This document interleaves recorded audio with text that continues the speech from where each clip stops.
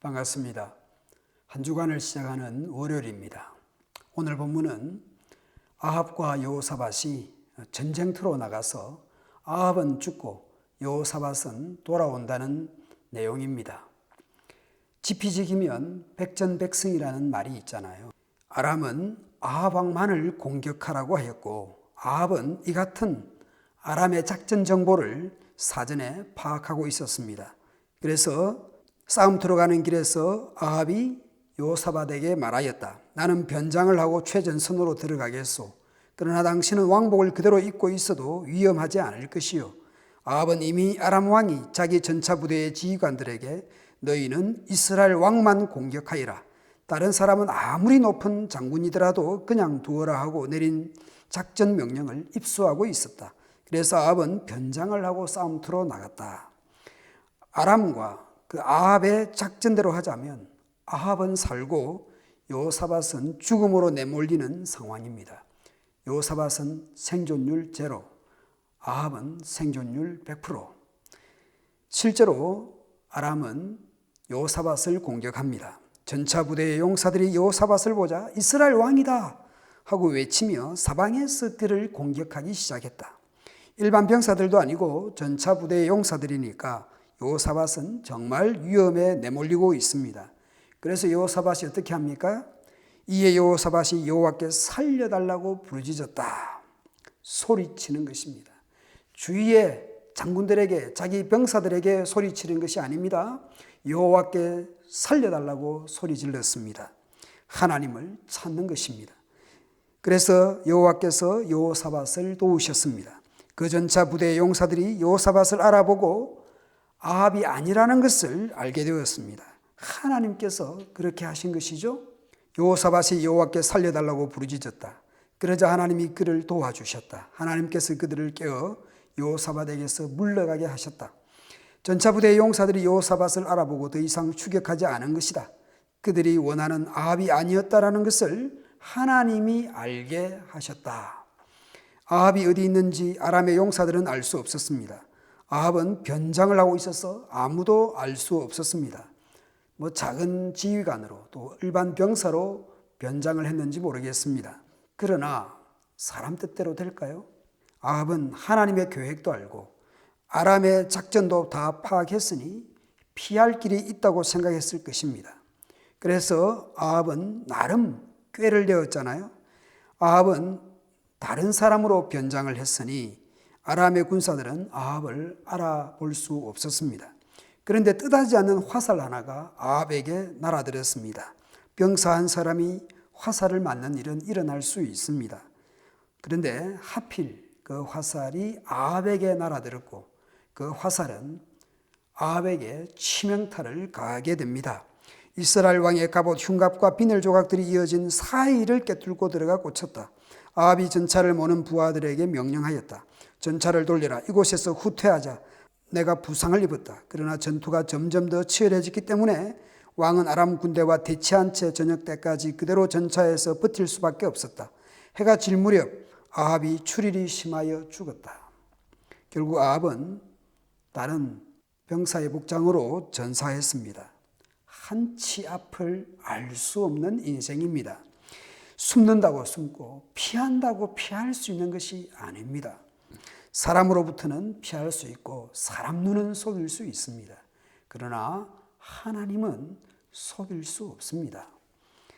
여호사밧은 전쟁터에서 예루살렘으로 돌아오게 됩니다. 유다 왕 여호사밧이 평안히 예루살렘에 돌아와서 그의 궁으로 들어가니라. 평안은 히브리어 성경에는 샬롬입니다. 샬롬을 평안으로 번역을 했습니다. 예루살렘은 원어상 두 단어의 합성어입니다. 평안의 터전이라는 뜻입니다. 평안의 도시라고 번역할 수 있습니다. 샬롬의 도시에 샬롬으로 돌아옵니다. 전쟁터에서 자신의 집, 샬롬의 도시로, 평안으로, 샬롬으로 돌아옵니다.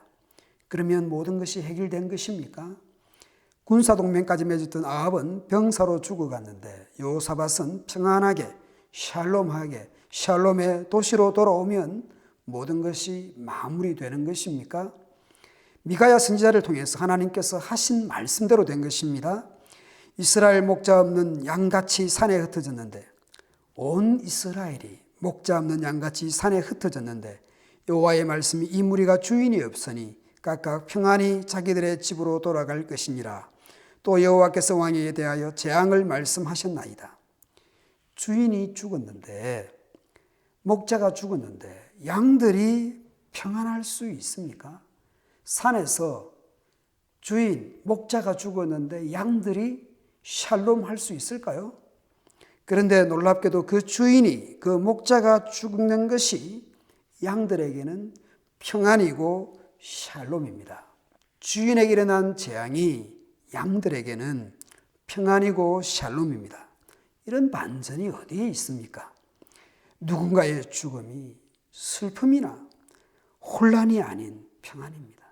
왕이, 지도자가, 한 사람이 죽었는데 그것이 주위 다른 사람들에게는 슬픔이나 혼란이 아닌 샬롬, 평안이라고 말씀합니다. 이런 말씀은 너무 무서운 말씀입니다. 내가 없는 것이 평안이라니, 내가 사라지고 내가 죽는 것이 슬픔이요 혼란이 아니라 그게 샬롬이고 평안이라는 것은 놀라운 무서운 말씀입니다. 우리가 이런 사람 되면 안 됩니다. 우리 모두는 어떤 죽음에 대해서 그것이 슬픔이고 혼란이어야 되지, 그것이 샬롬으로 받아들여진다면 그 인생은 너무나 불쌍한 인생이 될 것입니다. 여호사밧은 하나님 말씀대로 되는 것을 보면서 정말 평안했을까요? 과연 평안할 수 있을까요?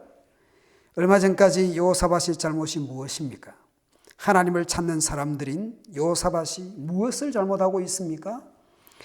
왕이 악한 자를 돕고 여호와를 미워하는 자들을 사랑하는 것이 옳으니까. 그나마 여호사밧이 잘하는 것이 무엇입니까? 마음을 기울여 하나님을 찾음이니이다. 그래서 하나님께서 잘못한 여호사밧을 지적하시지만 하나님을 찾은 것을 더더욱 크게 생각하십니다. 임금께서 이렇게 여호와를 미워하는 사람들과 함께 어울릴 수 있단 말입니까? 이번 일로 임금께서는 여호와의 진노를 사셨습니다. 그러나 이번에 실수보다는 임금께서 그동안에 쌓은 공적을 여호와께서 더 크게 생각하십니다. 아세라 목상들을 전국에서 없애고 한 마음으로 하나님을 섬긴 일을, 하나님을 찾은 것을 여호와께서는 더 크게 생각하십니다. 하나님을 찾는 사람들도 잘못할 수 있고 실수할 수 있습니다. 여호사밧도 완전한 사람은 아니었습니다. 그러나 그 무엇보다 하나님을 찾는 사람으로 살아가는 것은 너무나 복되고 감사한 일입니다. 오늘 우리의 삶의 자리에서도 기쁠 때나 슬플 때나 하나님을 찾는 사람들로 살아갑시다.